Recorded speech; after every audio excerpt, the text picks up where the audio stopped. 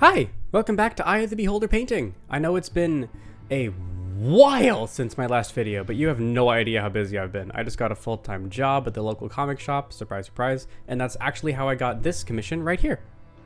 Someone came in looking for minis for their Curse of Strahd campaign, and they wanted me to paint one large and one normal size model of Von Richten at showcase level quality, so I, for the first time in months, was able to paint something to my absolute best ability. I'm also very excited to start doing something that's gonna be a regular in my videos, which is a theme. I was doing the mythology facts for Tet and others in my Ankh series, and I realized that I actually really enjoyed doing the research for that, so I'm gonna try to have a theme for each video. Today's theme is gonna be vampires. I will still be discussing painting though, don't worry. I started off with painting the blue cloak with a base tone of good old Cantor blue mixed with quite a bit, but not a lot of black.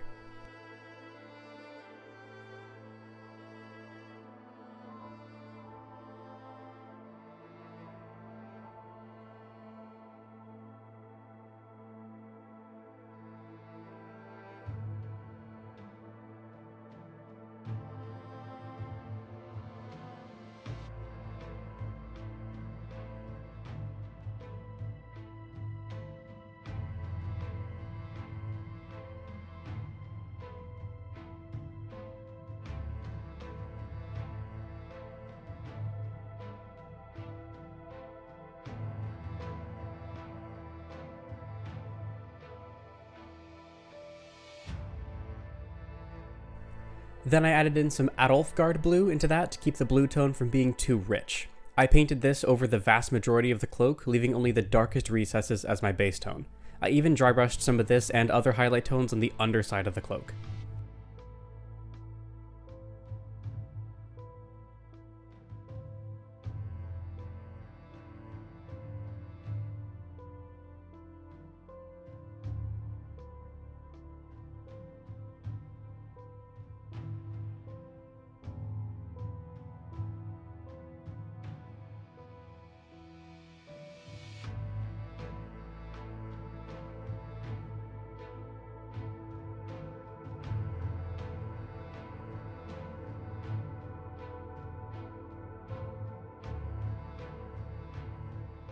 For the next few levels of highlight, I just added a tiny bit of Corax white in each time.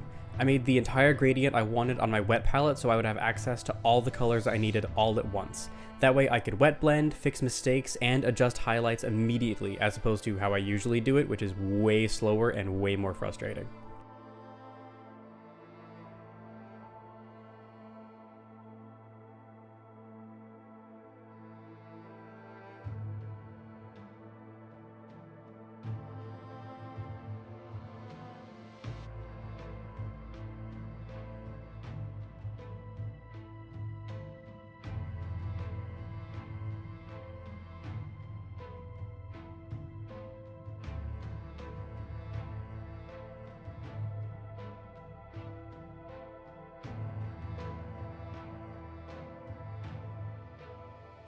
The hardest part of wet blending is making the transitions between the colors look smooth. I'm not going to lie to you and tell you I actually know how to do it, I just know that it takes a lot of patience and time, especially if you're blending in more than 2 highlights together, which I am. I think I was at 4 highlights for this guy, which was fun.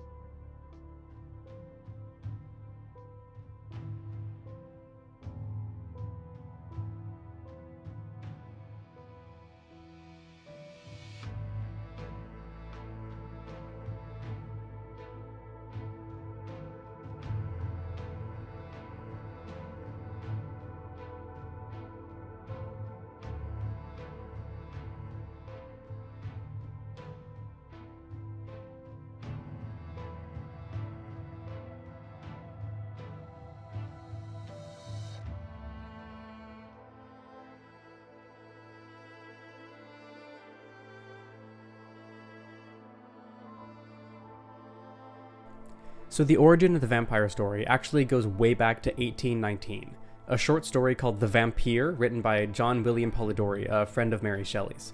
Polidori actually wrote this short story based off of work by Lord Byron, written in a small writing contest between Polidori, Shelley, and Byron.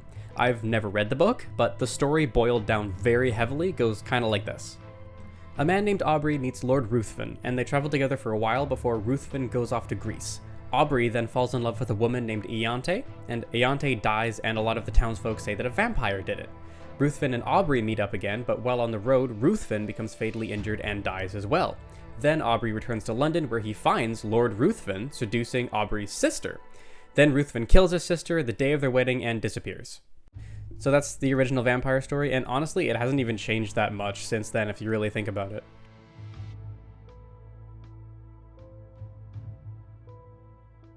Now with a short, probably very confusing essay out of the way, more painting. I do wish I could explain why I'm putting the highlights where I am rather than just saying, oh, go look at a reference photo for fabric, but honestly that is actually the best way to study how light reflects off of different fabrics to make the most realistic highlights.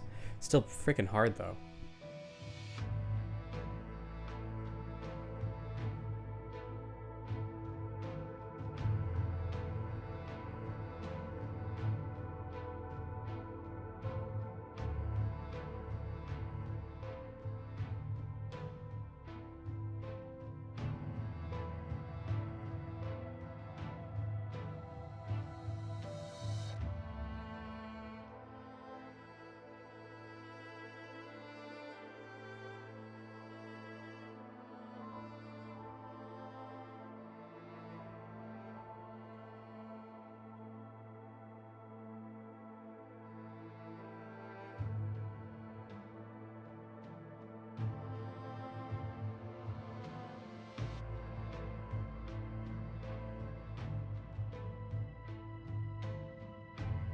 After putting down my initial highlights, I came back later and didn't really like how rough it was, so I took some of my highlight tones and tried to use them to feather the edges of the highlights I had so as to have a smoother transition.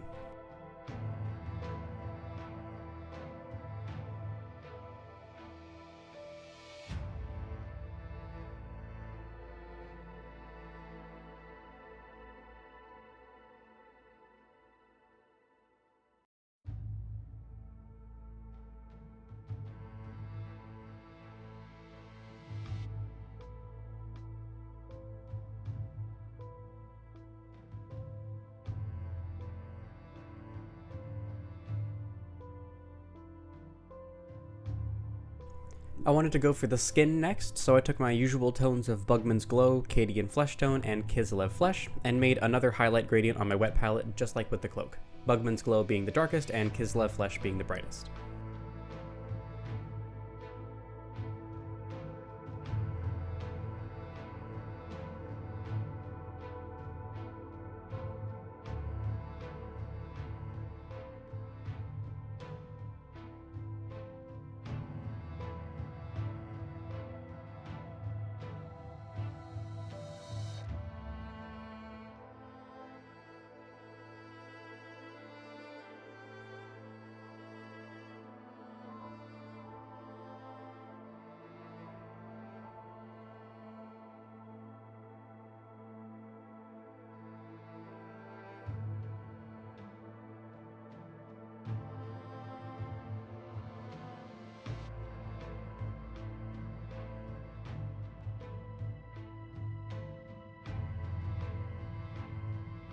Now I don't know what happened here, because when I was recording it, the video looked pristine, and not at all like what an eye doctor makes you see when you get new glasses, and yet here we are.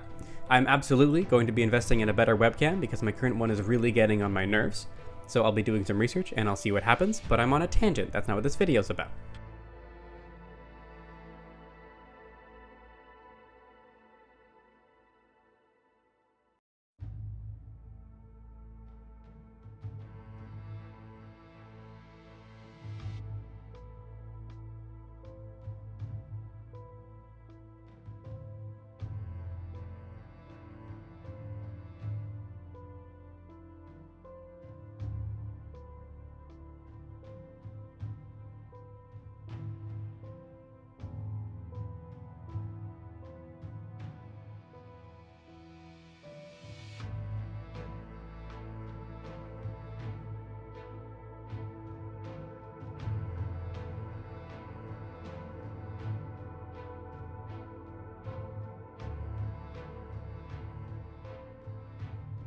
I filled in the eyes with white and then gave him blue irises with a Cantor and Teclis blue before dotting in the pupils with black.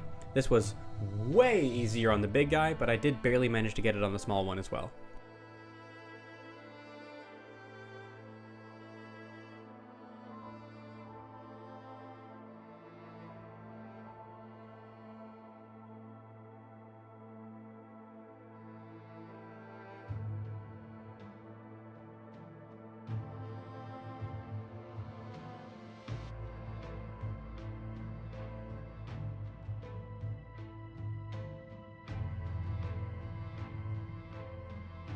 I also gave his lips a bit of a darker shade just by using one of the darker skin tones in my highlight palette.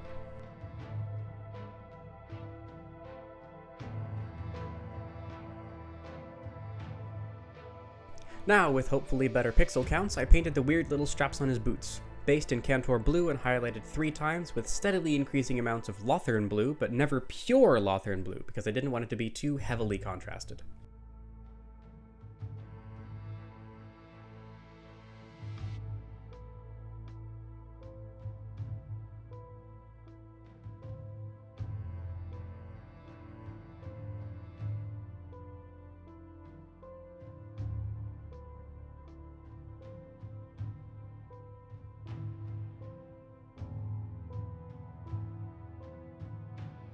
Then I moved on to the leather on his cuffs, belt, and boots, as well as his hair. I based all of them in fan favorite Ryan Oxide. I did have an issue with the hair though, because I was a complete fool and didn't realize how close his hair was to his face, which I already spent an hour painting. So yeah, once or twice I did have to get a damp brush and wipe some brown off his cheek or even repaint a piece or two, but this did become a very valuable lesson in the order of operations in painting.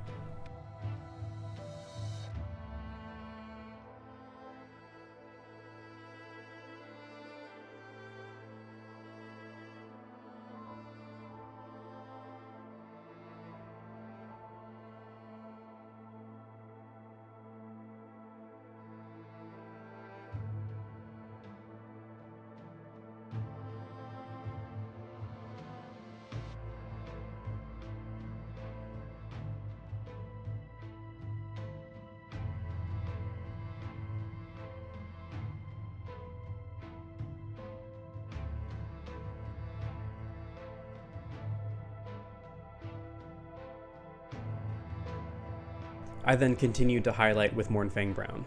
When highlighting things with high contrast like leather or latex, I always have a bigger difference in my brightness of my highlights.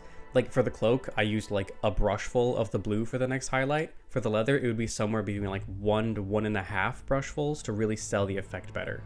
I also use way less precise motions with my brush, almost like dry brushing or even scratching to add a weathered texture. I use this especially on edges or on high ridges.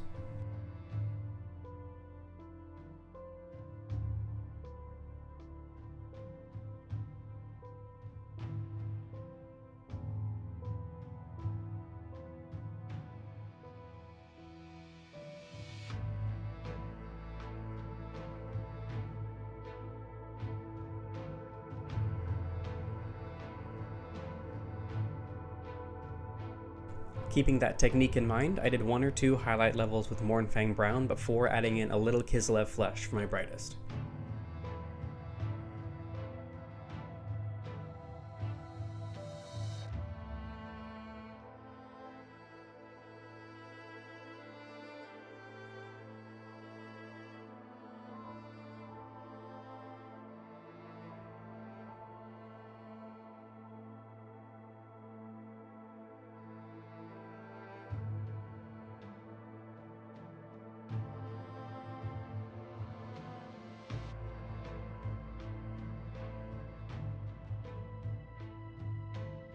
So fascinatingly enough, one of, if not the earliest interpretation we have of anything coming back to life actually goes back to the Norse with the Draugr. The Draugr are pretty much how they sound. They're Norse people that died and for various reasons come back to life. They were one of the biggest fears of the entire Norse population, so it makes sense that we have an entire horror genre of the idea hundreds of years later. I mean, sure, this can apply to zombies as well as vampires, but do you know how precious few vampire facts I have?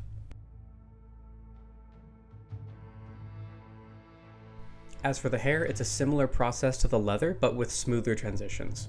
Hair does have a lot of contrast in it, but it also doesn't mess with reflections the way leather does. So it can be very bright, but it isn't scratchy like leather.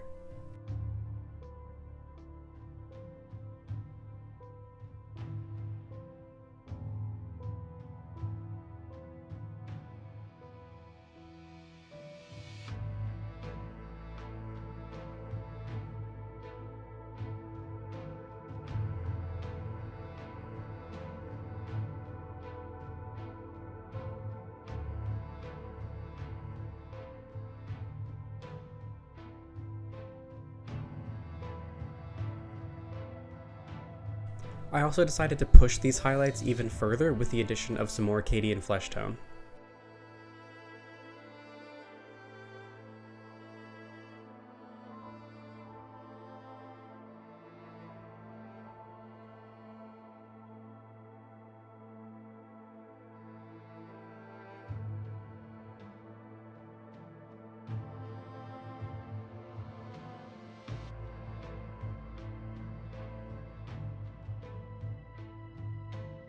Then it's on to the pants. It was kind of fun because the pants are a very light gray and the shirt is a distinctive white, so I had to make sure that they were different enough tones to be distinguishable without ruining either color.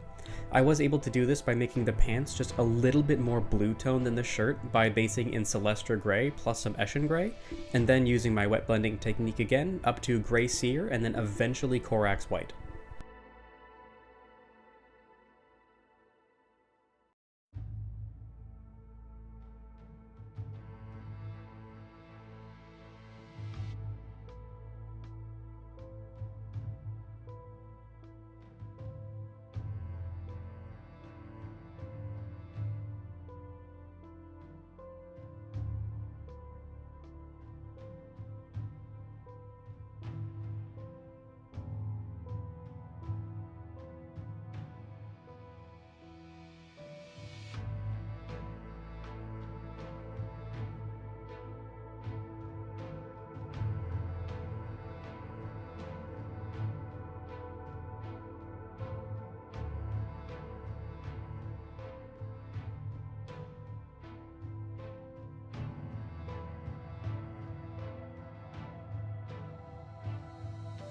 For the whip piece holding, I used basically the same colors as the brown leather, but all of them darker. So I based it in Rhinox hide with a bit of black, and then highlighted up to Mournfang brown, making sure to keep it sketchy with dry brushing to use the lovely texture built into the model.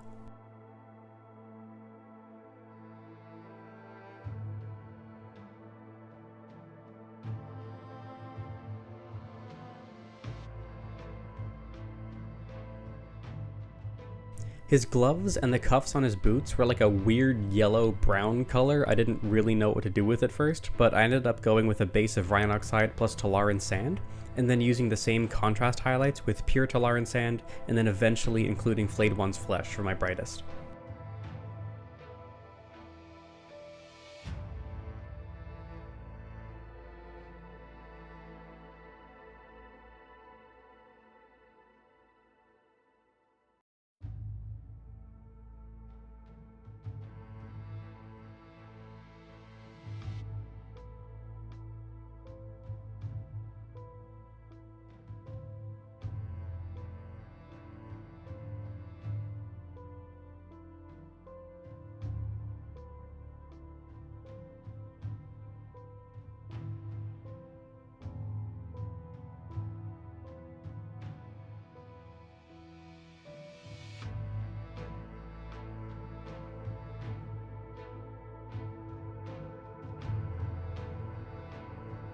I made sure to make them a little more weathered as well.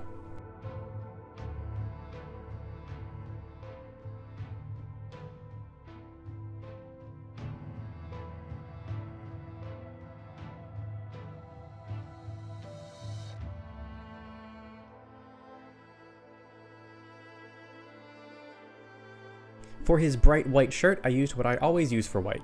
A base tone of Gray Seer, then up to Corax White, and then White Scar is my brightest. It's one of the smoothest transitions I own that are just pure colors and basically don't need any mixing unless you want to get super fancy with it. I did mix with this model because it was going to be showcased, but you don't have to. His lapels were weird. In the reference photo I was given, they seemed to be almost metallic in their highlights, so I went and used a bit of that. I made a half and half mix of Celestra Gray and Lead Belcher for my base tone, so it would be shiny but not too shiny.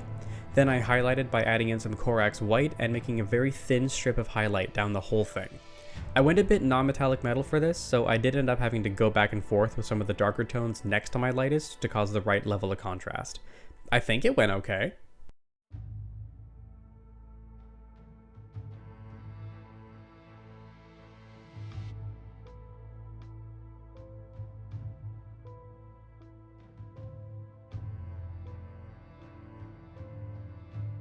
I also used the same metallic tones, but with much more contrast on his belt buckles.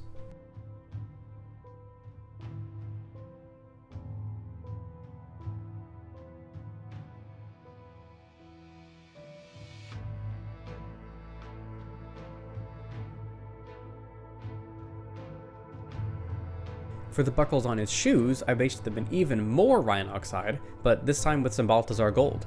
For highlights, I added in Mournfang Brown and then Flayed One's Flesh in very bright, contrasty ways.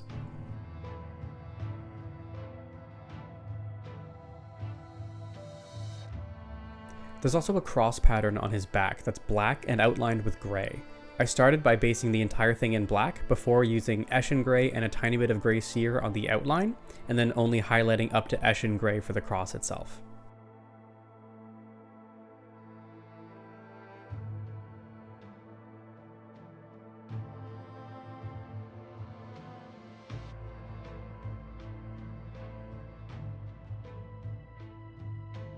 With the model done, it's base time! I put a solid coat of Skavenblight Dinge in black all over the cinder block he's standing on. Once dry, I added in a fair amount of Gray Seer and pretty much dry brushed everything to make it weathered. I did use some precision on the cracks here and there, but it was mostly randomized to feel more realistic.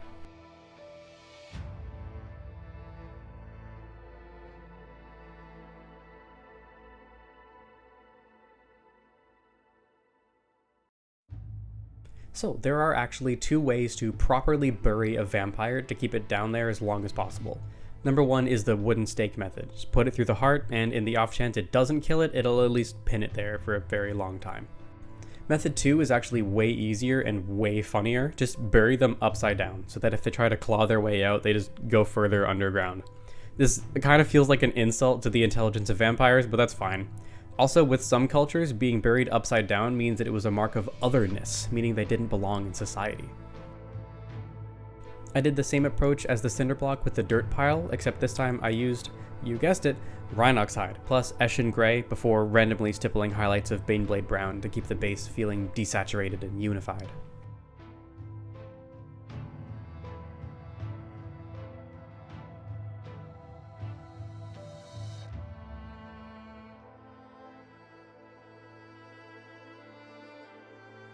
And the skeleton was an absolute pain because I had to get my brush up in the ribcage and I was accidentally painting over everything. It took like 4 coats of my base tone because it's such a light color and I just, ugh. But I did manage to get it based in Flayed One's Flesh before adding in Screaming Skull and eventually White Scar. I made it look as clean as possible, but God, it was frustrating.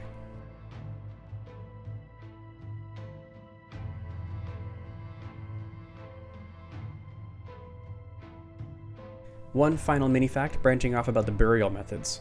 Multiple graves were discovered in graveyards with iron cages called mort safes or mort cages planted above them where the bodies were, and a lot of people thought that this was proof of vampires or zombies or other form of undead, but it was actually just a really simple method of stopping grave robbers. And ta-da! My first video in like 8 months and my first showcase commission. I'm incredibly proud of both of them and I'm really glad to be back making videos. More Onk coming soon, as well as I have at least one other board game series I'm starting and a D&D series as well. So hope to keep making videos and hopefully you guys can enjoy them while I do. Thank you so much for watching, and if you have any suggestions, please let me know. Bye!